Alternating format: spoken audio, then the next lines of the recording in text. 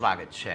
આગળ વધીએ અને હવે અદાણી એન્ટરપ્રાઇઝ દ્વારા એફપીઓની જાહેરાત કરવામાં આવી છે, જે 27 જાન્યુઆરીના રોજ ખુલતું જોવા મળશે. અને આ અંગે અમે બધું વાતચીત કરી. અત્યારે ખાસ આપણે નજર કરીશું વાતચીત કરવા માટે આપણી સાથે જોડાઈ રહ્યા છે અદાણી एंटरप्राइजेज़ना CFO जुगशिंदर सिंह.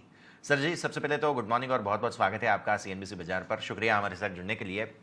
सबसे पहले तो ये बहुत बड़ा एक एफपीओ यानी कि फॉलो ऑन पब्लिक ऑफर आप लेकर आए हैं, तो उसके बारे में थॉट प्रोसेस समझाइए, कैसे आपने ये सारा जो है वो डिसीजन लिया है, और उसके बाद हम आगे की चर्चा शुरू करें सर.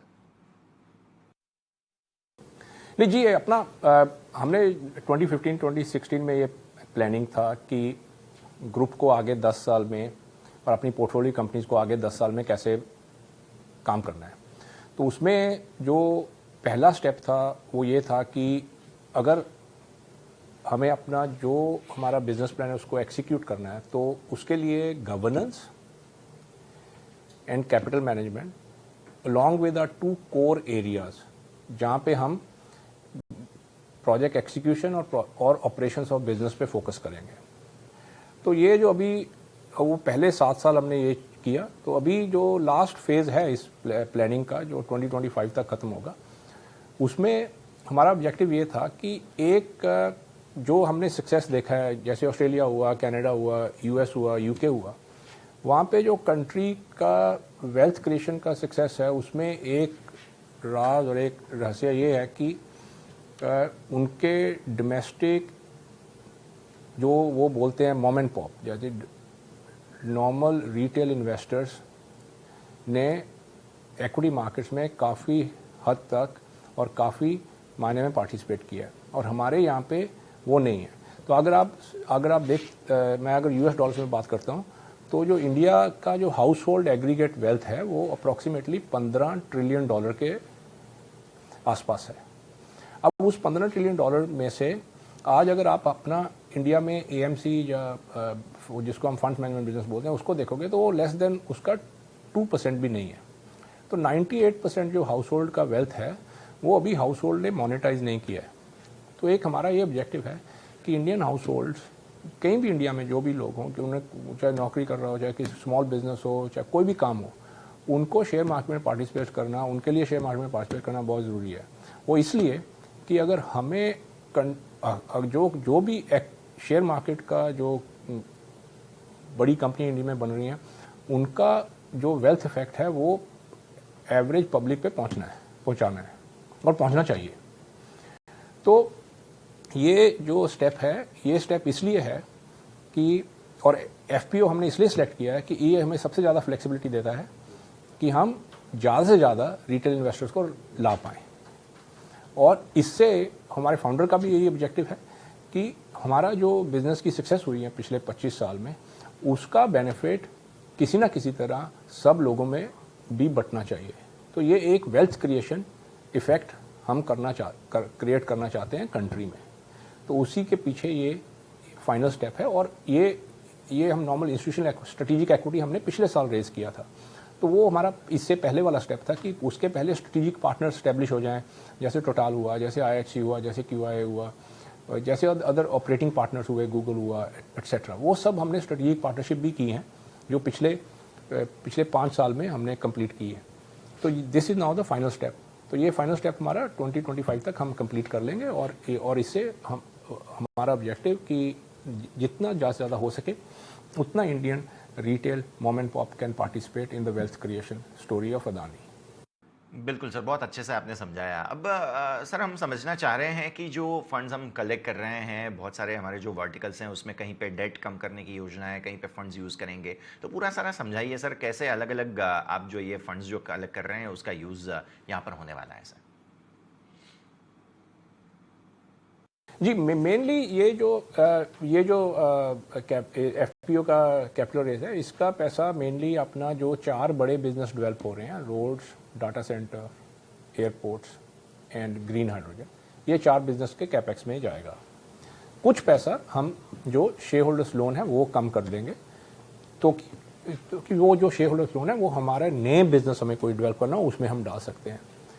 और कुछ अबाउट 1/4 ऑफ द पैसा कॉर्पोरेट डेवलपमेंट में जाएगा. तो कि जब उसके पीछे रीज़न ये है कि जब ये बिजनेसेस रेडी होंगे, इनका बोर्ड, इनका कंपनी का सेटअप, इनकी ऑर्गेनाइजेशन सेटअप, इनके की एग्जीक्यूटिव की लीडरशिप टीम, टेक्नोलॉजी बैकिंग, वो सारा सपोर्ट जो कॉर्पोरेट सपोर्ट है वो इनको भी, इन बिजनेसेस को भी चाहिए होगा, तो वो इंडिविजुअली हर बिजनेस के लिए सेट किया जाएगा।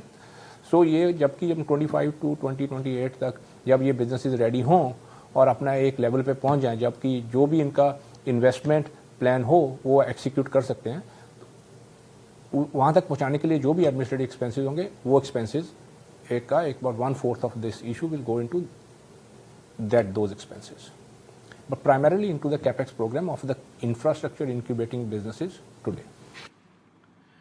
ठीक है सर, अब थोड़ा सा समझना चाहेंगे, हमारा एक वर्टिकल जो है एयरपोर्ट मैनेजमेंट, काफ़ी ज़्यादा बज़ यहाँ पर बन रहा है, पैसेंजर एयर ट्रैफिक डेटा भी हम मंथ ऑन मंथ देख रहे हैं काफ़ी ज़्यादा बढ़ रहा है, तो इसके बारे में समझाइए सर, क्या फ्यूचर आप यहाँ पर एक्सपेक्ट कर रहे हैं आने वाले वक्त में?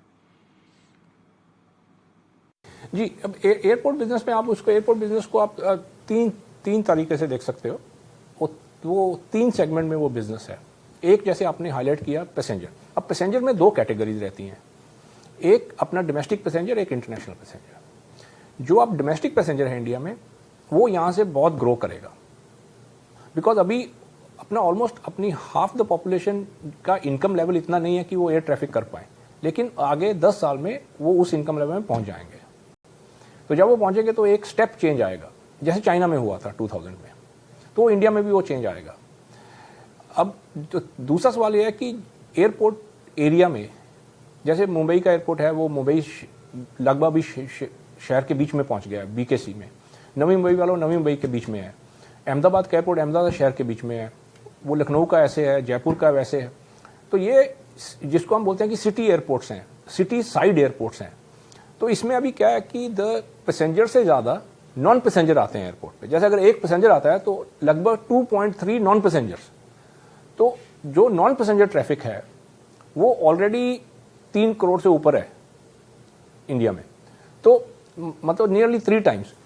तो जो नॉन पैसेंजर के लिए आपको बिजनेस खड़ा करना है एयरपोर्ट लैंड एरिया में, वो एक बहुत बड़ा हिस्सा है एयरपोर्ट बिजनेस का। बिकॉज एयरपोर्ट, आप ये समझ लीजिए कि airport is a simple consumer play.